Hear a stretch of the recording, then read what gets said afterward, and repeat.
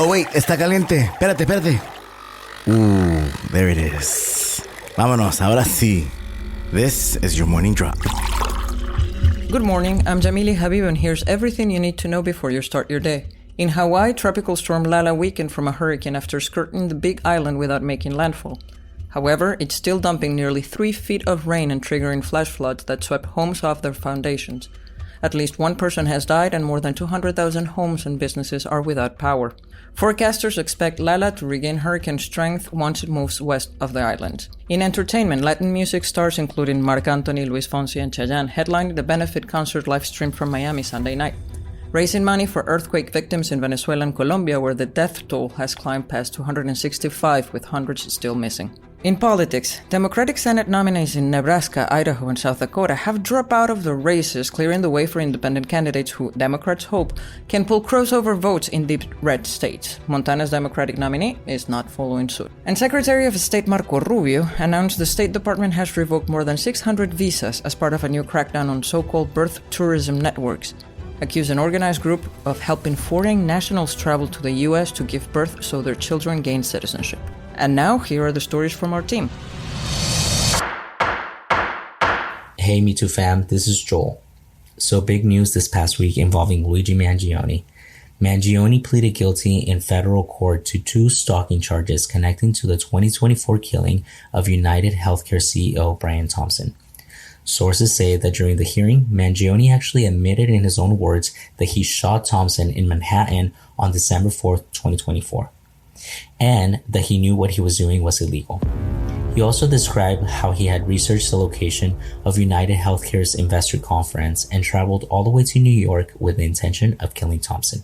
The guilty plea means that Mangione will no longer have a federal trial for those charges. However, this doesn't mean that his entire legal case is over.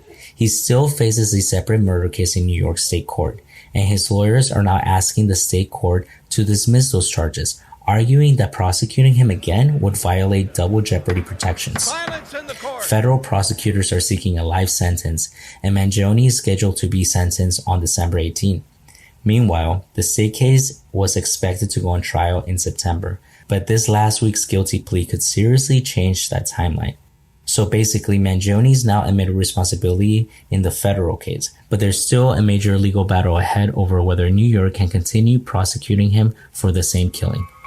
Buenos dias, gente. Yamily here. Look, after being in this industry for more than a decade, I can easily recognize when a specific topic is being purposely buried from the headlines.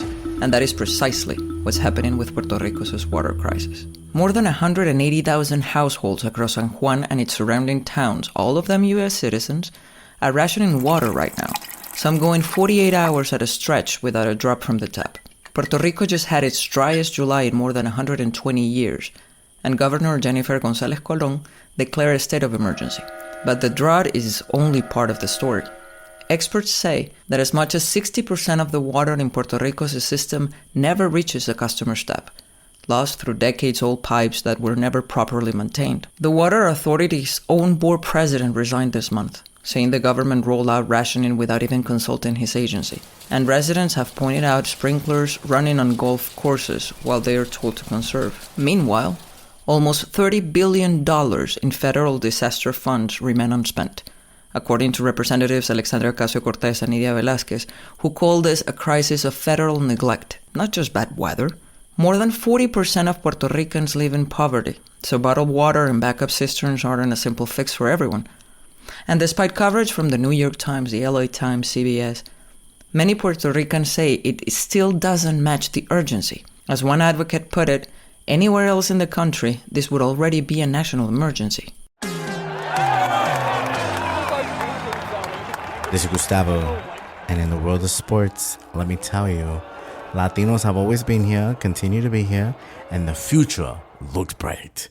Joshua Baez, outfielder for the St. Louis Cardinals, makes baseball history with his major league debut by hitting 3 consecutive home runs in his first 3 at-bats.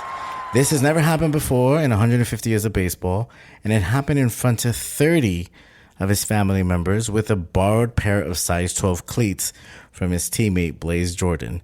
These shoes are now on the way to Cooperstown to the National Baseball Hall of Fame and Museum to commemorate the most historic Major League Baseball debut ever. Across the country in another sport, the Arizona Cardinals got a glimpse of a possible Fernando Mania Part 2. No Latino rookie since Fernando Valenzuela has had this much hype until Fernando Mendoza.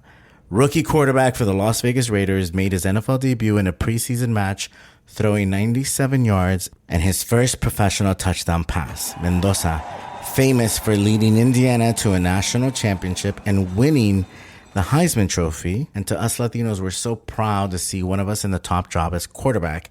And with Raiders owner, the GOAT, Mr. Tom Brady, personally mentoring the overall #1 draft pick, perhaps we may have another Fernando Mania after all. Only time will tell.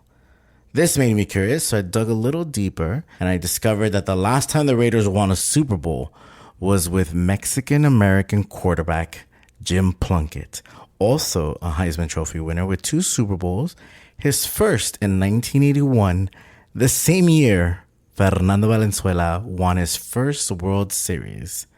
The sports gods are lighting the way for Fernando Mendoza and Joshua Baez, 2 players to be out on the lookout for this season. This is Gustavo. Thank you for listening to The Morning Drop.